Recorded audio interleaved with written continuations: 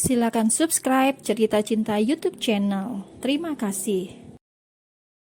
Penjara. Sewa pengacara paling mahal. Kamu mau mama mati membusuk dalam penjara? Hah? Pungkas Suha dengan amarah yang menggebu-gebu. Pasalnya, dia sudah lelah 3 tahun hidup di penjara. Fasilitas mewah yang selama ini ia dapat berbanding terbalik di dalam jeruji besi. Belum lagi hampir setiap saat dia harus berkelahi dengan tahanan lain. Bahkan kuku-kuku yang selama ini tidak pernah absen untuk manicure dan pedicure harus absen selama tahun. Bayangkan betapa menderitanya seorang Suha karena tidak bisa ke salon mahal untuk memanjakan diri. Mama sabar, Grady juga mengusahakan yang terbaik buat Mama. Omong kosong, kamu sepertinya sangat senang melihat Mama ada di dalam sini menderita. Tuduh Suha penuh sorot mata tajam. Dan mana pria stroke itu? Mama sama sekali tidak melihatnya. Grady langsung membisu. Ada di rumah. Jawabnya bohong, agar sang mama tidak tambah frustasi. Jika mamanya tahu saat ini Akas dan Geni meninggalkan Indonesia dan membuang semua masa lalu mereka, bisa-bisa Suha yang akan stroke di dalam penjara. Akhirnya, Grady pun memilih menyembunyikan fakta tersebut demi ibunya yang terlihat akhir-akhir tensinya naik karena kelamaan mendekam di dalam sel. Pokoknya, hubungi semua teman-teman Mama, minta bantuan mereka. Pokoknya minggu depan Mama mau kamu kesini dengan pengacara yang baru, yang kompeten. Jangan seperti yang sudah-sudah. Iya. Satu lagi, tinggalkan Mama uang. Lagi, baru minggu kemarin Grady kasih 50 juta. Untuk apa? Kenapa cepat habis? Di sana tidak ada mall atau salon. Mama pakai apa yang itu? Brok. Suha menggedor meja, membuat para penjaga langsung menatap ke arahnya. Seketika, Suha langsung diam. Berikan saja, jual villa kita yang ada di Bali. Mama mau uang. Grady hanya menghela nafas dalam-dalam. Sebenarnya, uang untuk apa di dalam sana? Dasar Grady, ya untuk lain-lain. Oke, itu aset Mama yang tersisa. Kita sudah tidak punya apa-apa lagi. Cih, tahu apa kamu? Jual juga rumah 5 lantai yang ada di Lebak Bulus. Terus apartemen di Mediterania. Jual, tapi jangan masukkan ke rekening Mama. Itu pacarmu. Nah, masukkan ke rekening dia, biar tua bangka tidak mengendusnya. Ma, rumah, apartemen, semuanya udah disita. What? Jangan bicara omong kosong. Itu semua punya kakek, Ma. Kata siapa? Itu punya Mama. Itu harta Mama. Mama yang beli. Tapi itu semua uang kakek. Nyonya Suha murka. Kata siapa? Itu punyaku. Aku yang melakukan perjanjian jual beli dengan agennya. Aku. Semua atas namamu. Tapi itu dibeli dengan uang perusahaan, Ma. Grady, kau di pihak kakekmu? Tuduh Suha murka. Wajahnya merah seperti kepiting yang dimasak dalam air panas. Jam besuk habis, ucap pria berseragam membuat kemarahan Suha pending. Wanita itu masih ingin marah pada putranya, tapi apa daya, penjaga kembali membawa dirinya masuk ke dalam sel. Jual semuanya, teriak Suha sebelum hilang dari balik pintu. Ia menoleh, menatap Grady penuh dengan ancaman. Grady hanya bisa mengusap wajahnya dengan kasar. Ikut aturan sang mama, ia akan hancur. Jalan satu-satunya adalah menurut pada kakek Mahindra. Jika masih mau hidup dengan kakek Mahindra, ia harus menuruti semua aturan pria tua itu. Beberapa bulan kemudian, kediaman Gadiata Ratama Prakas. Shiv, Siva, dan Arjuna sedang bermain di halaman. Sebuah playground besar dengan perosotan tersedia di sana. Gadis seolah menyulap halaman rumahnya yang luas menjadi taman bermain. Itu karena ia ingin anak-anaknya tetap bisa menikmati dunia bermain, tapi dengan penjagaan yang aman. Nah, siapa itu yang datang? Seru Hanum saat melihat Jonathan berjalan sambil menggandeng tangan mungil putrinya. Siva, Shiv, Arjun, ajak main Olive. Olive, sini sayang, ucap Hanum sekali lagi sambil datang menghampiri Olive yang sudah lancar berjalan tersebut.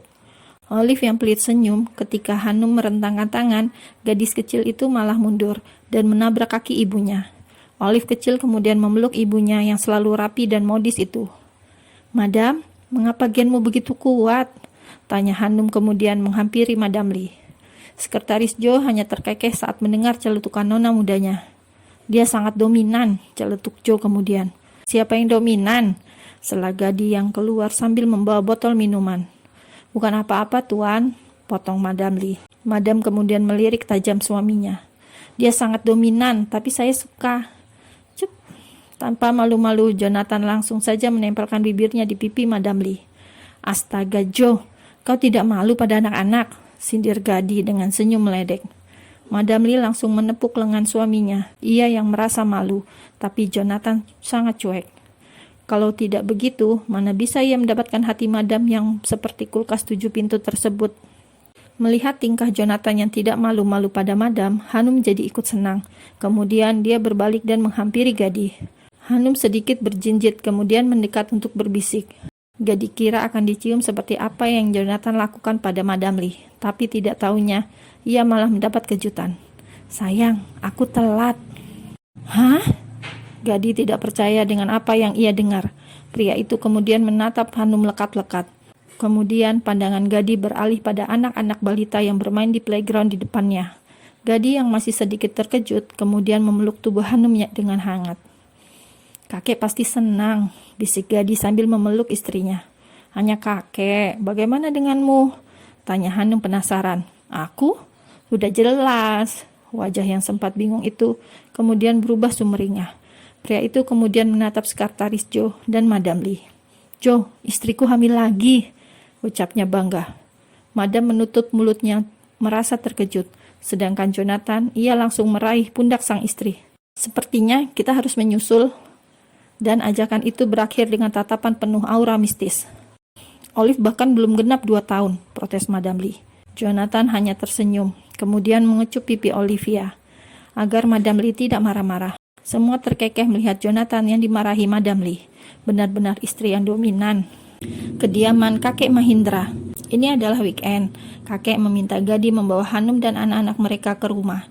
Kakek sudah kangen, padahal baru 2 hari yang lalu anak-anak diantar ke sana. Entah, akhir-akhir ini kakek selalu mau bertemu dengan cicit-cicitnya.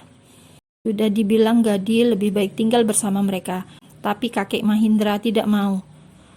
Dia lebih suka menikmati masa tuanya di rumah penuh kenangan itu, di mana di sanalah banyak kisah yang sudah terukir, baik susah, senang, bahagia. Rumah itu adalah tempat paling nyaman bagi kakek Mahindra. Kakek, kami datang.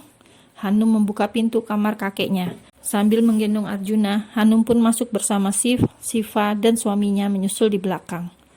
Loh, kenapa kakek diinfus?